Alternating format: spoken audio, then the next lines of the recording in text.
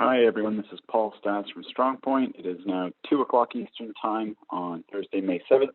I appreciate your time. Thank you for joining us. I wanted to quickly walk you through some recommendations or best practices, or just some general ideas, basically, of how you can be managing change in your Salesforce org effectively at a time that's as crazy as this. Quick agenda for the day.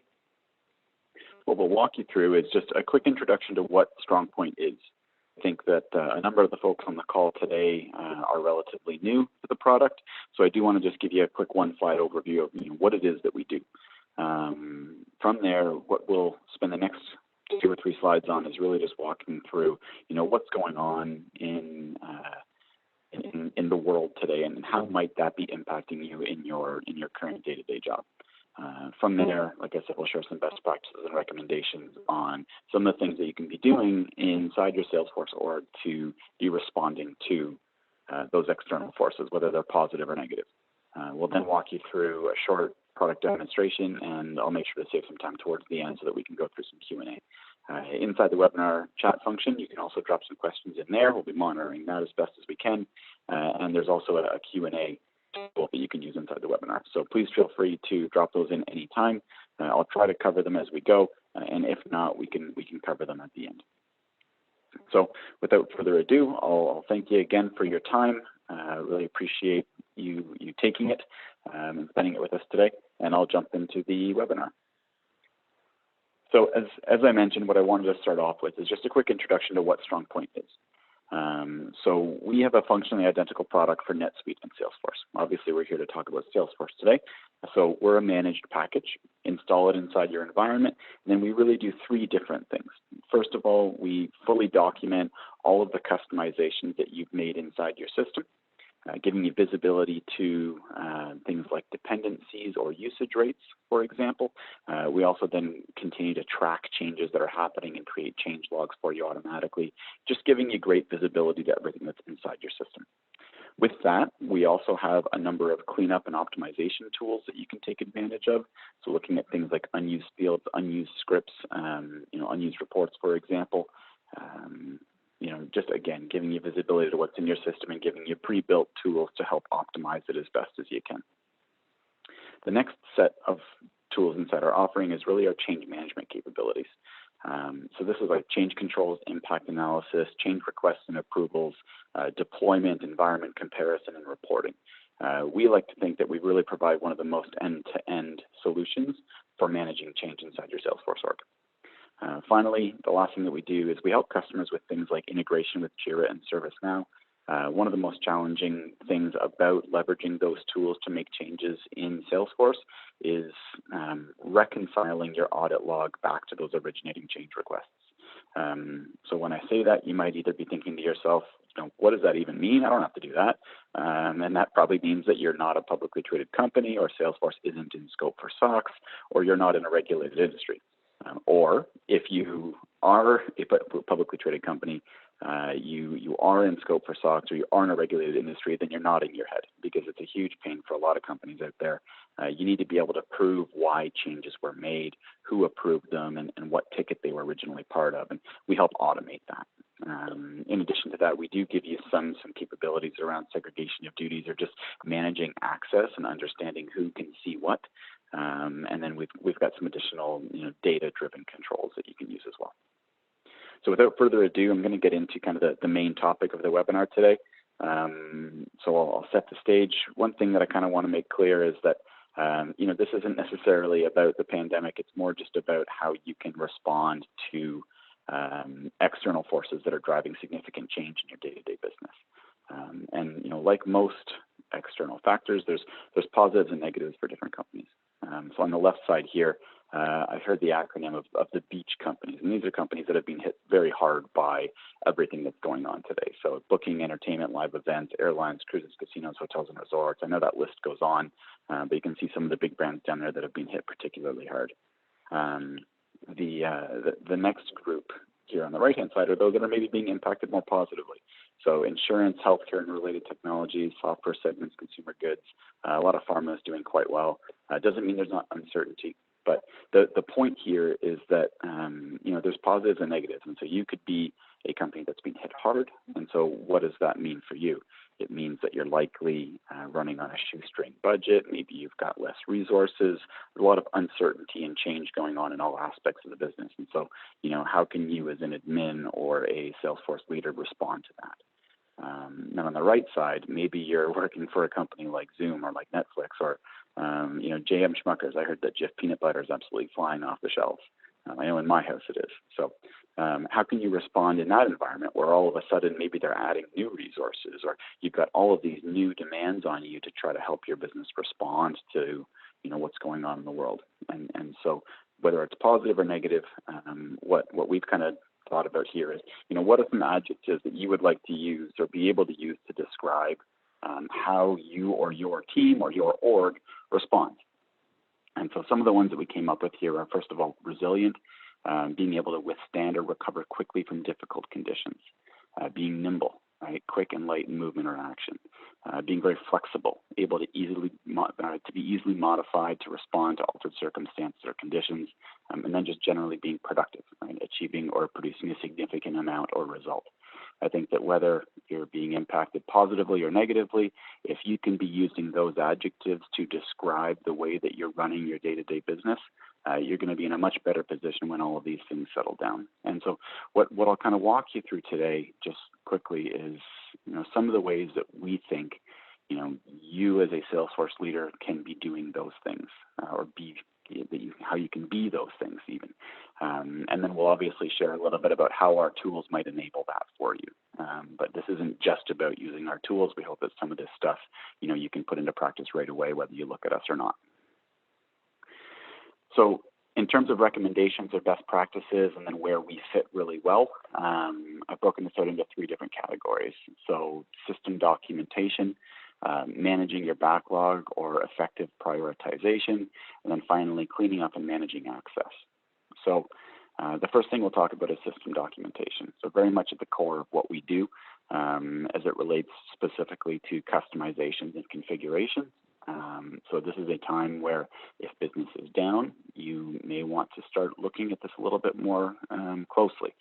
How can you be tracking what's going on in your org, making sure that you're protecting your company and your org from the loss of tribal knowledge, whether people are unfortunately having to leave the business today, or maybe in a few months, if all of a sudden new job opportunities start opening up and people are going to leave. How can you be capturing what's in their heads and making sure that you maintain a record of what's in your system? There's also user documentation, right? How can maybe new employees or employees that are taking on new tasks get up to speed quickly and understand how to use the system? That's a really important part of any onboarding, and that's going to help drive adoption of the platform moving forward. It's very important stuff. And then finally, process documentation. And, I think one thing that's really important is that if you're subject to all of this change, you're going to need to be enabling people to maybe work from home, and something that wasn't done before. Jobs are changing. Anytime you're going to make a change to your process, and then the customizations that are powering that process, you need to understand where you are today. And so you should always be starting by documenting current processes and understanding how they're being completed so that you can understand what a transition to a future state looks like. Right? Those are 3 really main and important aspects of system documentation. A lot of ways to do them. We hear people that do like Google Sites or just live Word documents or videos. If you haven't seen it, there's a great blog, a couple different blog posts out there, but there's I believe a Salesforce MVP, and if not, just a great person to know inside the ecosystem. But Michelle Hansen does a session on unpretzeling your Salesforce org. I've seen her speak at a couple of Dreaming events. I think she's talked at Dreamforce as well, but I could be mistaken. So if you Google unpretzeling your Salesforce org, there's some great best practices and recommendations of how you can go about doing this.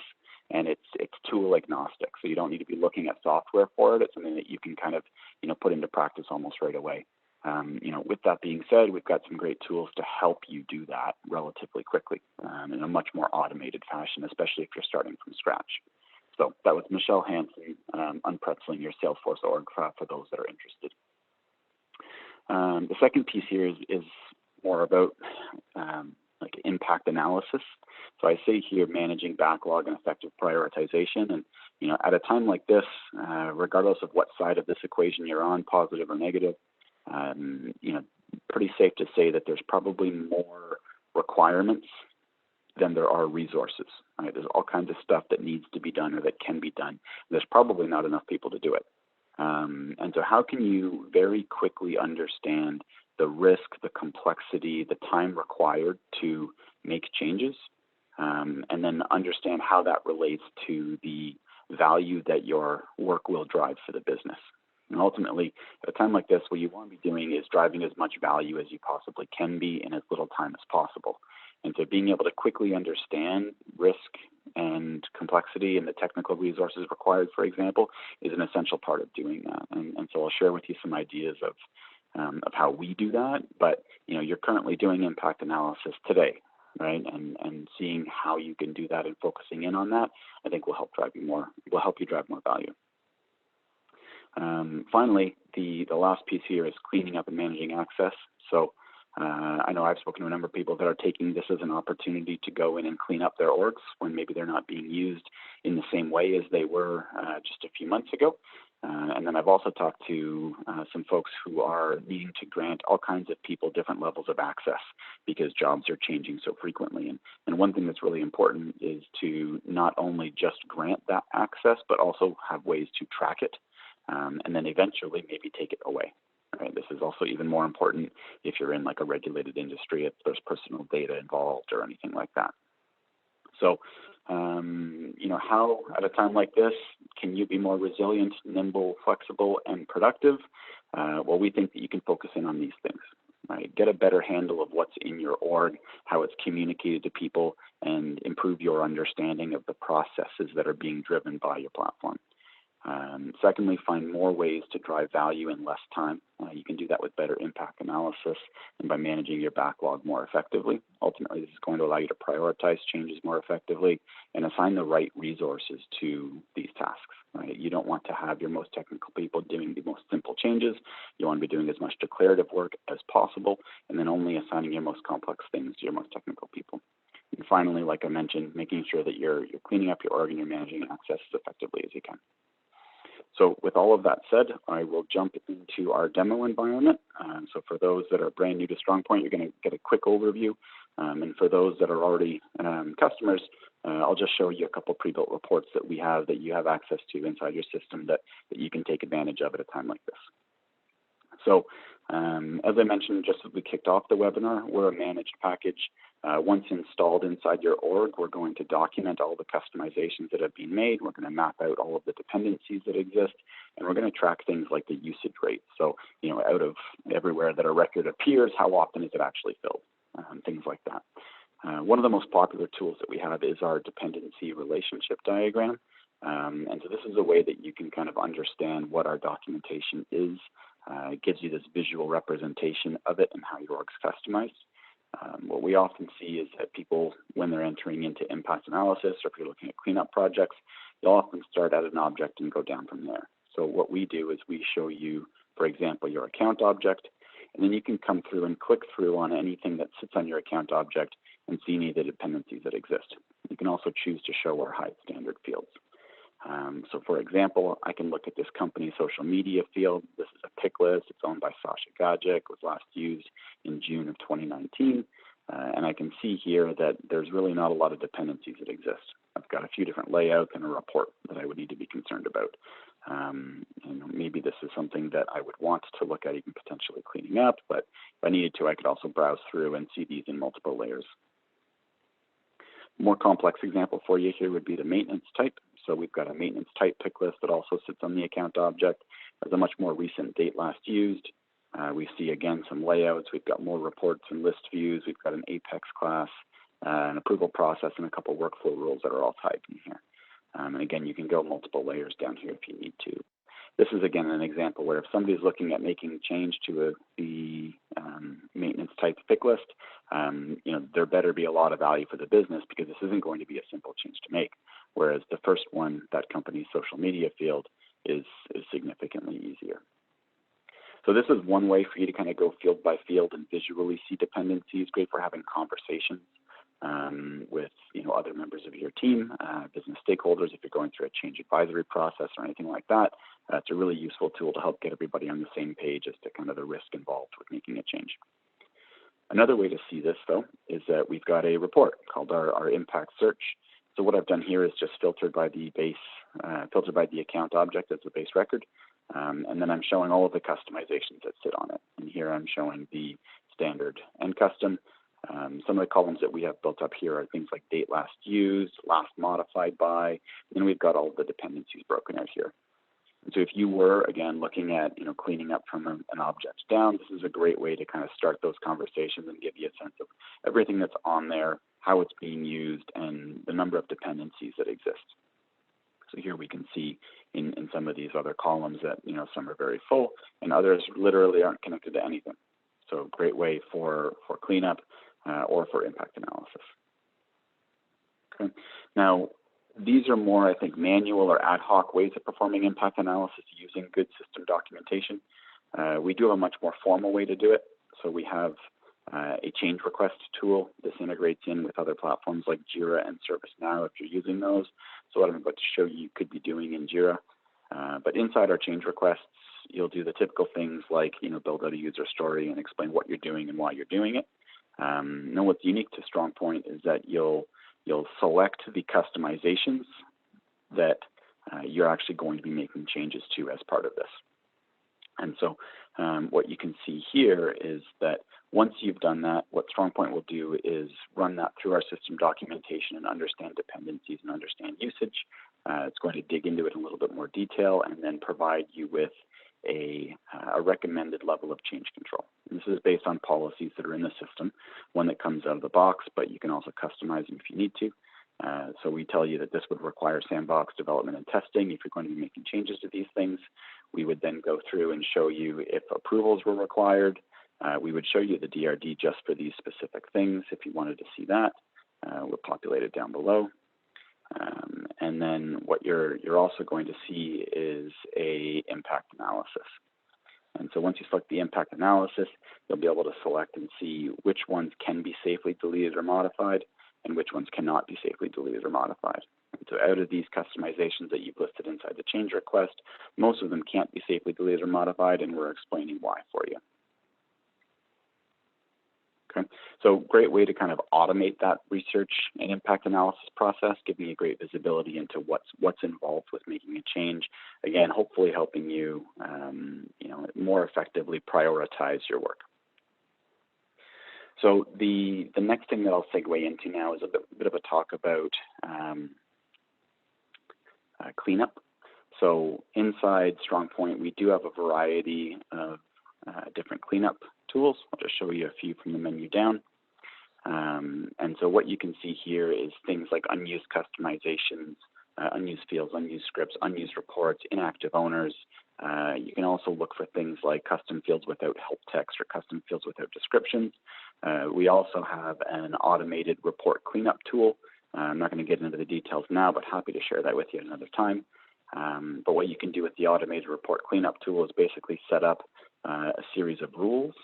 So, for example, any report that hasn't been used in 25 months or more and doesn't belong to this group of people and doesn't have these types of dependencies, we can automatically archive those for you. And then you can choose whether you want to automatically alert the owners of those reports and let them know that you're going to be archiving them or not. It's up to you. So that's a quick overview just from the menus.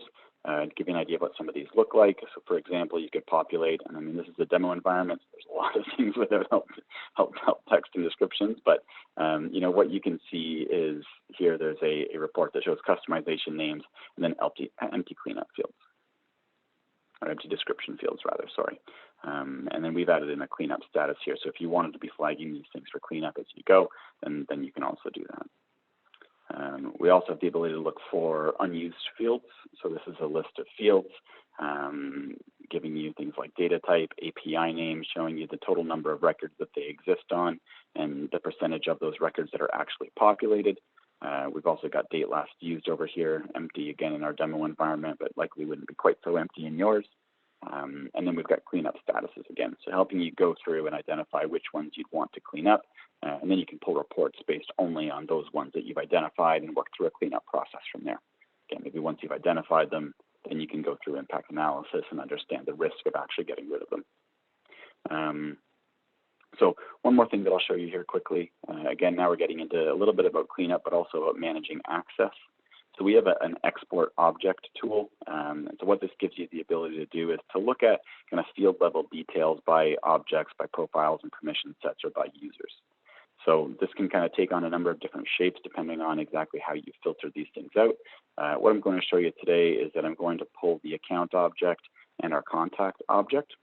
Going to export custom fields, standard fields, formula fields, record types, pick list values, and buttons and links.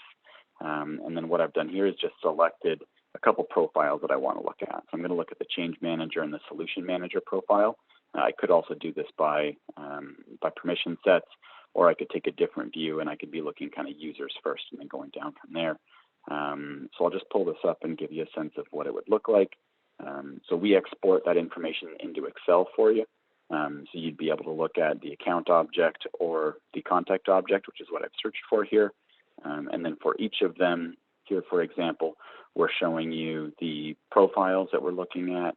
We're not looking at any permission sets here. All of the custom fields and the different levels of access that these profiles have to all of the fields on them, listing out pick list values, inline help text fields, things like that. As we scroll down, we're seeing the standard fields now as well. Getting into things like formula fields and web links and different record types that exist. So, this is important for a couple of reasons. First of all, if you're going through cleanup, this is a great thing to clean up at a time like this because there's often a lot of changes to the people that are using your org. But again, like I mentioned earlier, if you're in a position where you're granting people more access to help enable, work from home environments, it's really important to be tracking this stuff and also having a way to bring it back after the fact if you have to. That's a quick overview of our object export, super useful stuff. And then finally, we talked earlier about, again, needing to keep track of this stuff as you're doing it, and how can you do that effectively? So I'll just give you a quick example.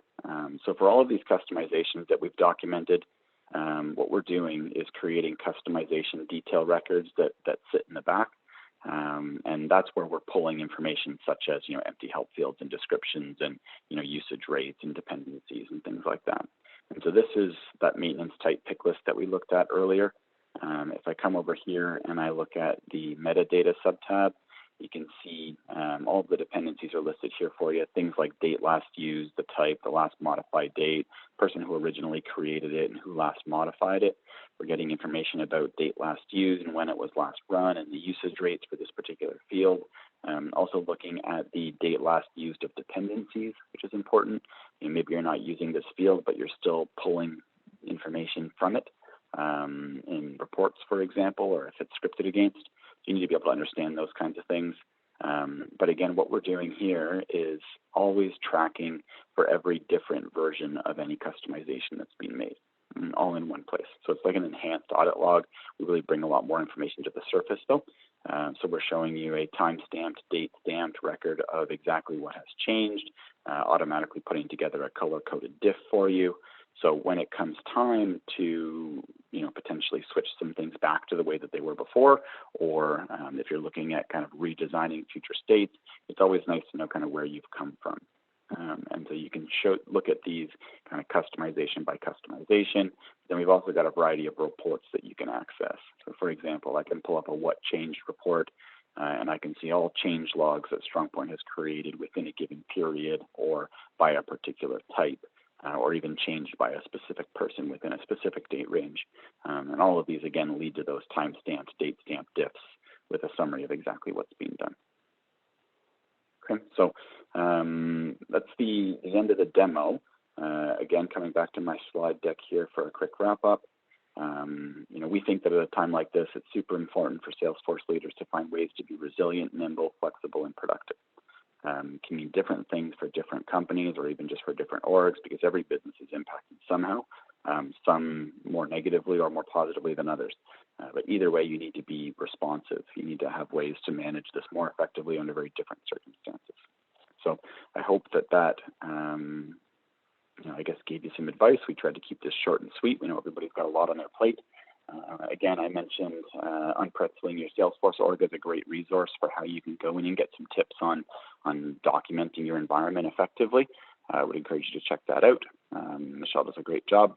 And if you have any questions about how you can leverage Strongpoint at a time like this, please feel free to reach out to us.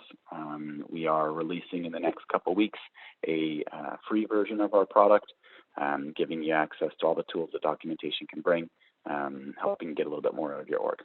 So I'll pause and see if there's any questions.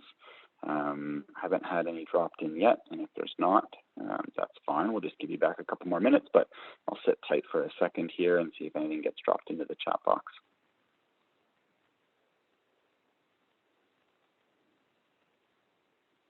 And nothing yet, which either means I did an excellent job and I answered all of your questions, or it means that everybody has tuned out. I'm going to assume that I did a great job, and so I will wrap up the webinar. Thank you, everybody, for coming. Again, we appreciate your time. Good luck with whatever challenges are being sent your way, and we'll hope to be back in touch with you soon. Thank you.